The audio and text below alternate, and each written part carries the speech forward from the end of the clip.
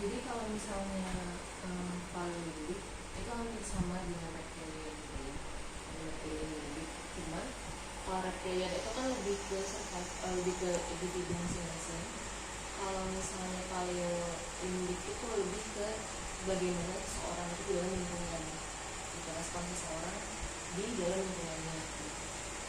Dan dia punya jenis coping mechanism kalau bisa, atau dia punya dua jenis, yaitu satu untuk merespon terhadap self confidence atau kepercayaan diri, yang kedua respon dia terhadap rasa percaya dia terhadap orang lain. Kalau misalnya orang yang terlalu percaya diri itu dia ada di grafiknya paling atas ini, grafiknya kan kayak bentuk paling atas ini. Dia paling atas itu dia namanya dominan, ya percaya dirinya tinggi, cenderung untuk memimpin sebuah kelompok. Kalau misalnya yang bawah atau kepercayaan dirinya rendah itu dia namanya submisif, dia cenderung untuk ngikutin yang lebih dominan daripada dia. Misalnya dikasih mandat atau dikasih perintah apa, oh dia ngikutin, dia ngikuti arus lah gitu, orang submisif. Terus kalau untuk yang kepercayaan dia terhadap lingkungannya atau grafiknya mungkin dia itu ada yang namanya marginal. Marginal itu dia rasa percaya terhadap lingkungan itu sangat sedikit, gitu. Bisa dibilang dia susah untuk percaya terhadap orang lain gitu. Kalau misalnya yang dia percaya banget, dia gampang percaya, itu namanya partiality. Tapi kalau keempat-empatnya ini imbang, dia nggak terlalu dominan, nggak terlalu submisif, nggak terlalu marginal, nggak terlalu partiality juga, dia namanya dia dari tengah-tengah, dia namanya assertive. Ya, dan pada anak, gimana pada anak? Otak paleolitik brain ini berkembang pada anak pada usia berapa? Kalau misalnya pada anak-anak itu dia berkembang menurut saya di usia 2 sampai dia kelas 6 sampai 12 tahun. Ya, betul. Jadi dia mereka mencari, mereka lagi berproses otaknya untuk kira-kira dia ada di bagian mana gitu. Dan otak paleolimbik ini dia sulit untuk berubah gitu, kecuali kalau ada kejadian yang membuat dia trauma. Betul. Jadi itu dari Gareth sudah cukup lengkap ya, karena kita yang di SD ini sebenarnya sedang memegang anak-anak di mana otak paleolimbiknya itu sedang dalam tahap mencari posisi, ya, dia ada di posisi mana. Nah itu lingkungan itu sangat-sangat mempengaruhi, guru, orang tua itu sangat mempengaruhi ada di posisi mana itu. Tapi kalau misalnya seperti Erdo ini kan belum ada 2 tahun itu yang dominan bekerja itu baru otak reptilian limbiknya ini yang sedang berproses, sedangkan paleonya itu belum on, makanya dia belum bisa untuk sosialisasi, belum bisa untuk menerima hukuman ya. Kalau di paleolimbik ini harus diajar anaknya, harus didisiplinkan anaknya, ya kan? Kemarin sudah ada pengaruh disiplin dan tidak disiplin. Apa kemarin itu? Bagaimana kalau kita menerapkan disiplin yang kuat, kemudian bagaimana kalau kita tidak menerapkan disiplin yang kuat, apa pengaruhnya terhadap paleolimbik brain? Menurut saya lebih teraturan atau kedisiplinan gitu. Anak itu akan tahu bahwa berarti aku tidak boleh melakukan ini. Karena dia terlalu dominan juga, Kalau misalnya kita kasih aturan sama dia, ya mau nggak mau kan dia harus menuruti aturan itu, gitu. Dan itu bisa agak menunjukkan sisi dominannya dia. Dan kalau misalnya kita bikin aturan lalu mereka langgar dan kita nggak beri hukuman sesuai yang dijanjikan, itu bisa membuat mereka dalam tanda kutip semena-mena sama hukumannya, semena-mena sama kita juga. Ya, jadi tidak boleh kita memberikan aturan di mana kita tidak menerapkan aturan itu gitu. Misalnya supaya kita mengajarkan paleolimbik kita untuk disiplin di dalam grupnya kita, kan kalau terlambat denda kan. Nah saya tidak boleh ketika saya bilang kalau terlambat denda, baru saya tidak menerapkan denda itu di dalam pikirannya, oh Bu Erlin main-main ini, dia tidak akan kena di situ, ya. Jadi kalau saya bilang kalau kamu datang ke sekolah tidak pakai sepatu, saya potong 10.000. Oke, nah kalau saya sudah ngomong begitu, baru saya tidak terapkan. Nah, pikirannya main-main dan itu disiplin itu tidak akan terbentuk gitu loh. Apalagi sama anak-anak kecil. Mereka paleolimbiknya sedang berkembang. Kalau kita paleolimbiknya sebenarnya sudah tidak perlu lagi pakai aturan itu, mestinya sudah beres. Tapi karena kita belum disiplin, terpaksa saya menggunakan framework, ya namanya framework.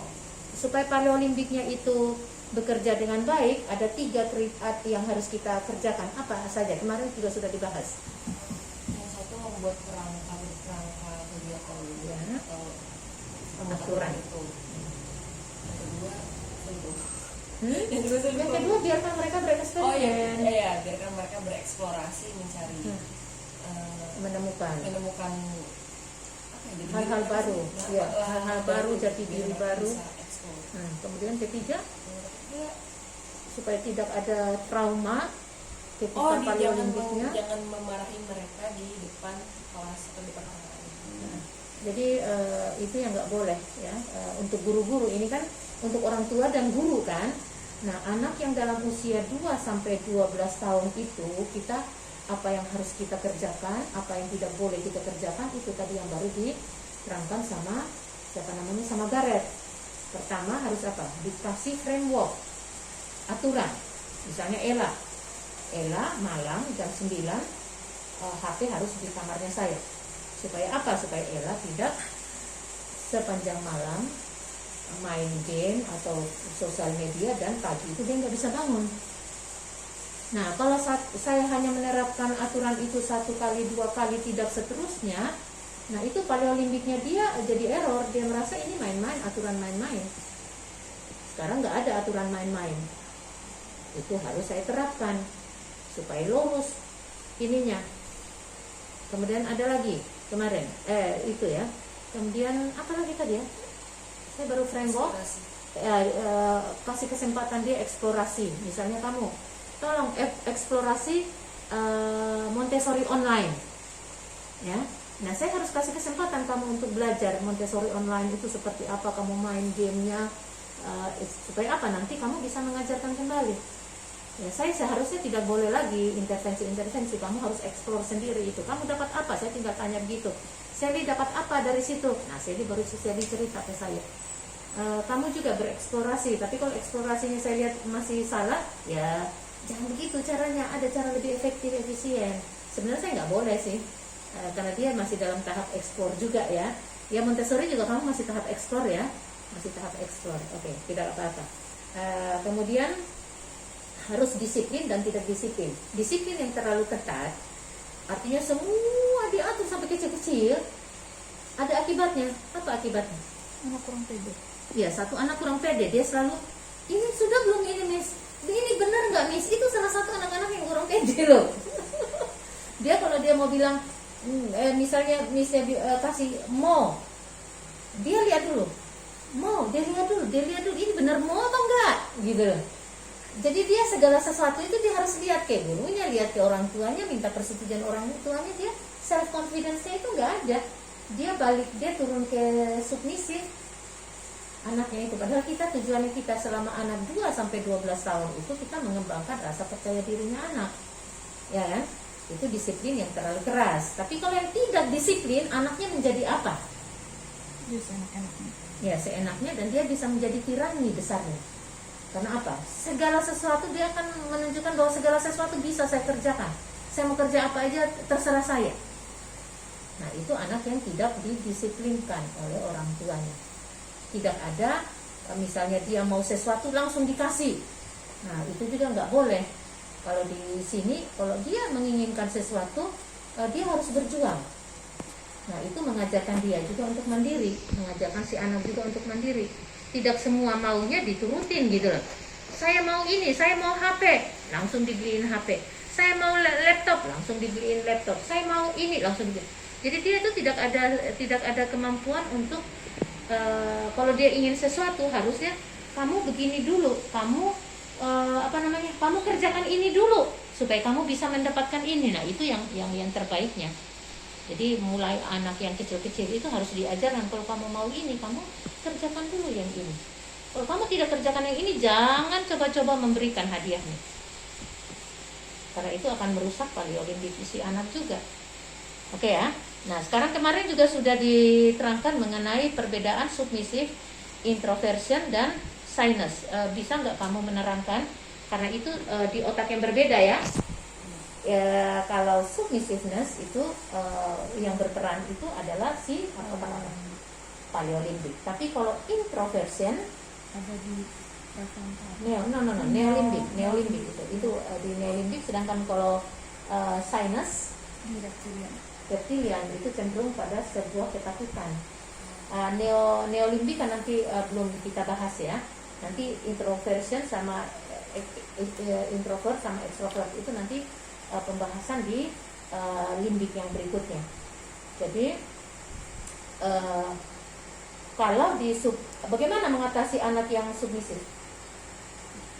Usul dari submisif itu rasa percaya dirinya kurang, tidak ada. Harus kasih usul.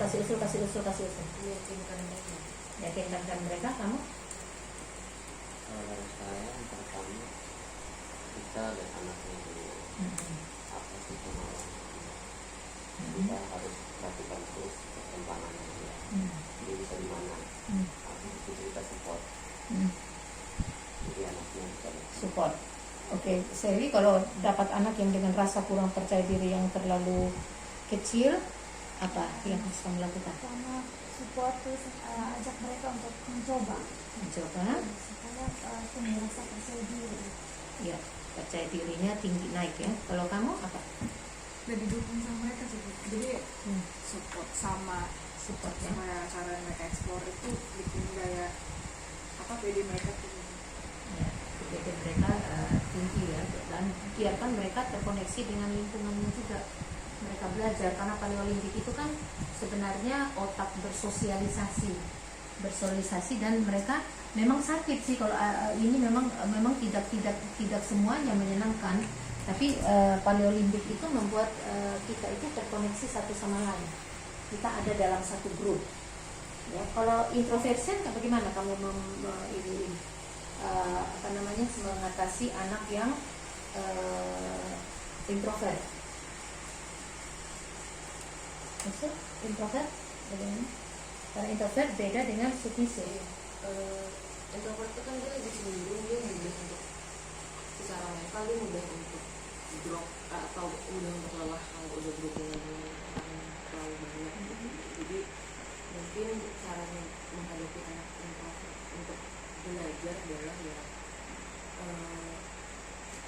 lebih ke secara pribadi gitu, nanya sama dia, oh apa yang perlu ada, misalnya lagi di Google Meet, biasanya anak yang introvert itu cenderung untuk banyak diem. Mungkin caranya adalah dengan misalnya sebut namanya, si A udah ngerti belum, misalnya biar kita lebih tahu lagi anak kita. Kadang sulit sih untuk membedakan anak yang pemalu dengan anak yang introvert. Tapi kalau pemalu itu biasanya kalau dia udah nyaman dengan lingkungan, dia bisa tuh untuk keluar gitu. Tapi kalau misalnya introvert kan memang dia lebih nggak harus diem sih, cuman dia memang Dia tidak banyak ngomong, tapi dia mengamati loh kalau orang introvert. bukan berarti nggak banyak ngomong sih, cuman dia energinya mudah habis aja kalau terlalu banyak. Vicky, kalau kamu ketemu anak yang introvert, apa yang kamu lakukan? Introvert itu dia diem aja.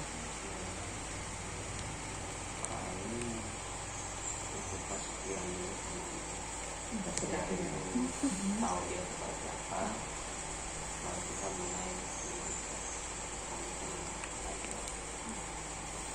Oke, kalau Sally ketemu dengan anak yang introvert, yang pendiam banget, Pertama, banyak variasi dalam mengajar sih. Biar dia kan mengamati, dia siapa tahu ada yang dia suka, terus sama pendapat maunya mengajarnya kayak A atau bentuk kayak B atau C, lebih nyamannya dia sehingga dia bisa lebih banyak berbicara.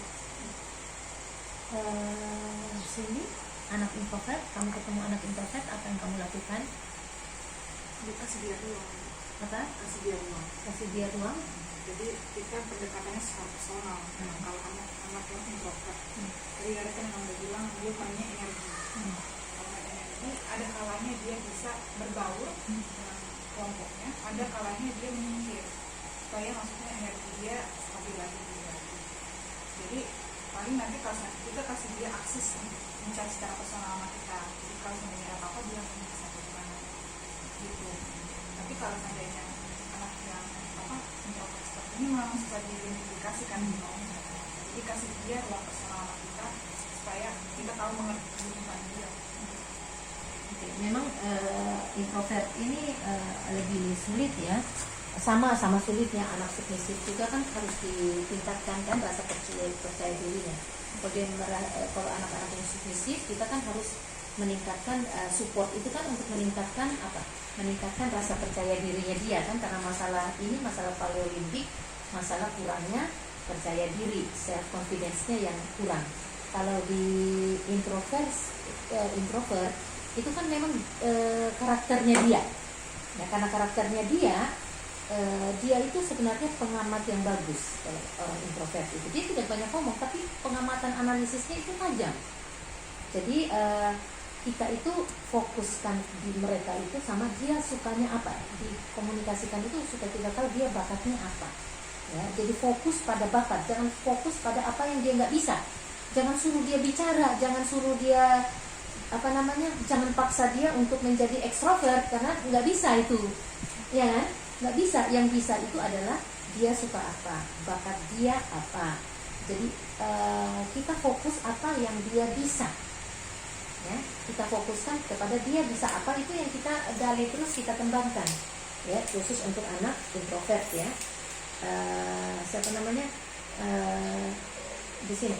Sedangkan kalau yang sinus, sekarang sinus, apa yang harus kita lakukan untuk anak yang pemalu yang diakibatkan oleh fear, rasa takut.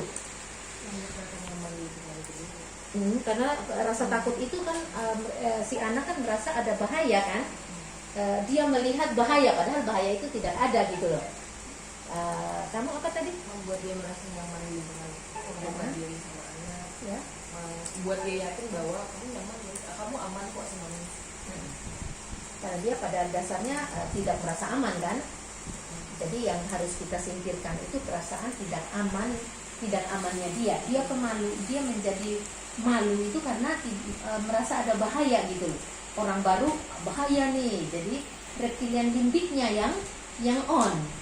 Ya, jadi bagaimana mengatasi tadi sudah diberitahu oleh Gareth. Coba kalau kamu ada usul lain bagaimana mengatasi anak dengan sinus ke malu-malu?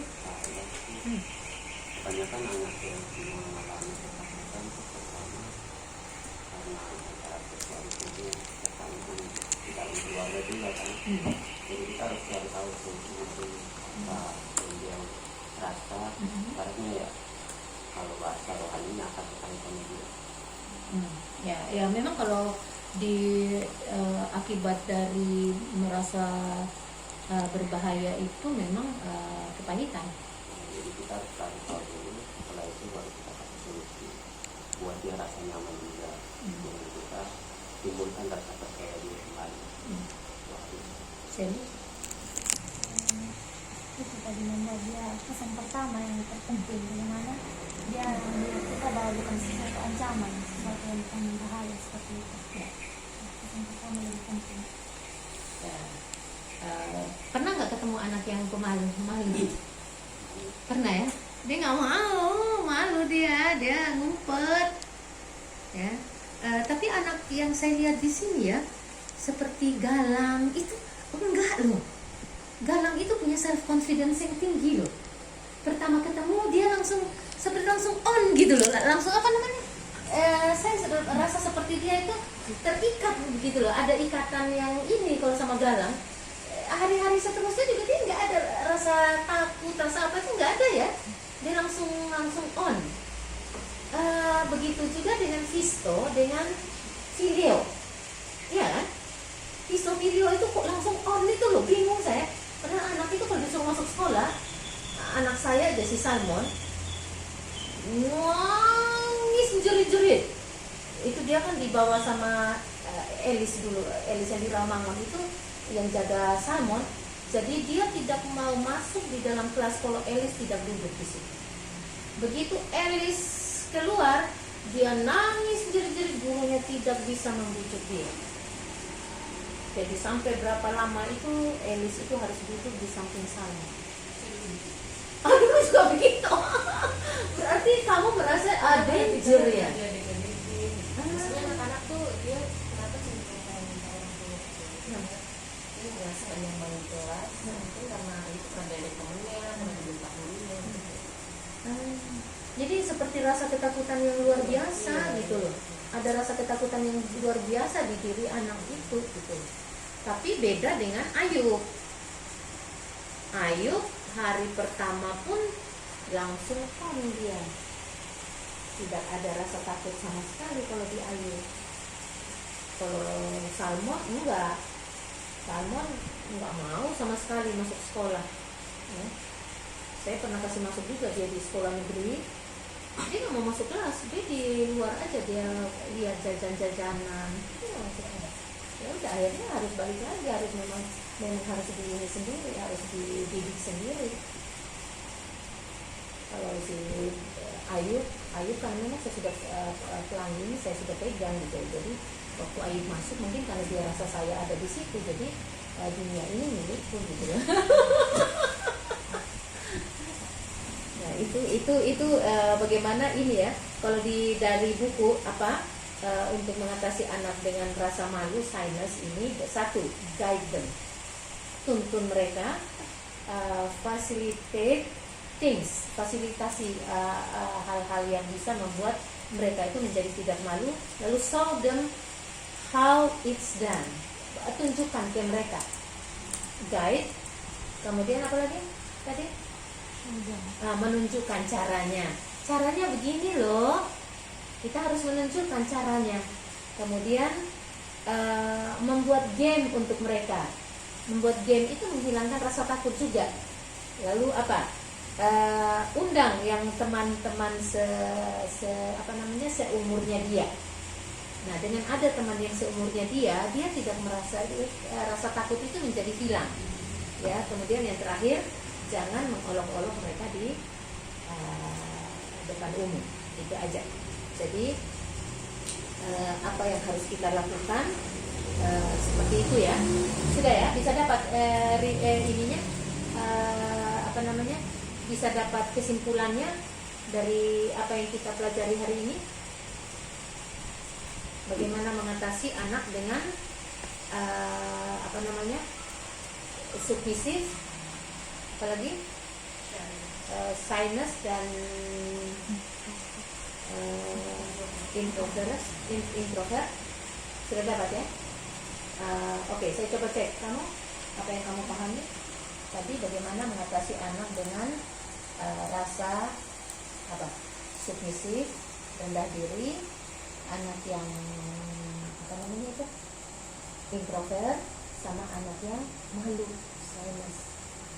Paham nggak? Enggak. Coba satu kali lagi. Saya nggak suruh Gara, tapi saya minta Cindy kasih kesimpulan. Habis kasih kesimpulan kau harus perhatikan, karena habis itu kau harus Mira harus kasih tahu yang Mira paham itu apa, karena ini kita akan ketemu loh anak yang kayak gini. Karena ini ini untuk anak usia 2 sampai 12 tahun. Anak Montessori sampai anak kelas 6. Ini akan kita temui. Nah, kalau kita akan temui ini, kita harus melakukan apa, itu harus jelas gitu loh tindakannya. Oke? Kasih kesimpulan, Cindy. Kesimpulan pendek tapi dipahami, karena nanti dia lagi harus ngomong. Jadi kita langsung ke ini aja ya, ke penanganannya pada anak. Jadi kan kalau dari antara brain yang tadi, bagian-bagian brain tadi yang kamu pelajari juga ada perbedaan antara shyness yang juga mirip-mirip dengan introvert, mirip juga dengan submissive. Itu ketiganya meskipun mirip sebenarnya beda. Dari ini aja, produksinya aja udah berbeda. Kalau shyness itu lebih kepada feeling, kalau introvert lebih kepada neon. Kalau submissive itu lebih kepada paralimbik. Nah, kalau yang kita baru pelajarin kan tadi tentang yang paralimbik ya, yang di submissive. Kalau submissive itu kan dia lebih kepada nurut-nurut, nah, nurut-nurut aja. Sebenarnya itu juga mengurangi tingkat kepedean anak kalau diterusin terlalu lama. Jadi kita itu kalau untuk mengatasi anak yang submissive, yaitu harus dikasih support dan juga biarin anak untuk tidak submissive. Jadi yang malu gitu, submissive kan beda-beda nih. Shyness itu lebih kepada malu tadi. Kalau submissive itu lebih, jadi bedanya submissive itu adalah kontra sama yang namanya dominan. Kalau dominan itu dia mendominasi kelas. Kalau submissive dia lebih apa ya, pendiam dan nurut-nurut aja gitu. Dia lebih ya gitu. Terus kalau untuk yang introvert itu lebih kepada energi anak dalam mengelola misalnya dirinya di dalam kelas. Kan berarti ini ngomongin tentang sosial dia. Kalau dia sampai extrovert, itu bedanya sama introvert adalah extrovert itu lebih berenergi kalau lagi banyak orang. Jadi dia semangat kalau banyak orang gitu. Kalau introvert banyak orang dia malah lebih diam gitu. Nah, untuk ngatasin anak yang diam ini nggak kurang gabung dengan kelas, yaitu ya memang kasih dia ruang, terus juga kita lebih tuju pada hobinya dia, kemampuan dia, fokusnya itu. Jadi supaya anak bisa lebih pede nunjukin bahwa aku ternyata bisa ini gitu. Jadi nggak fokus pada kelemahan yang dia kurang. Terus ada shyness itu baru pemalu. Yang direktur yang limbic itu, kalau shyness itu kan tadi gue yang udah ngomong, kita harus pimpin dia, guide them gitu kan, show them the way gitu kan, kayak gimana how it's done, kayak gimana caranya gini loh gitu. Kayak lebih membimbing, bukan kayak nyuruh sih, tapi lebih membimbing. Terus juga kita fasilitasi dia gitu. Terus kita buat ruang yang nyaman supaya dia terbuka sama kita. Shyness kan katanya tadi lebih kepada gimana orang menerima, misalnya baru kan, kayak tadi udah ngomong kayak sempet namanya gitu. Kita bisa meskipun udah sering ketemu, belum ada klik juga, kita bisa bikin mereka nyaman juga sebenarnya. Tapi mungkin dengan cara fasilitasi gitu. Intinya menghilangkan rasa takutnya dia. Oke, Ana?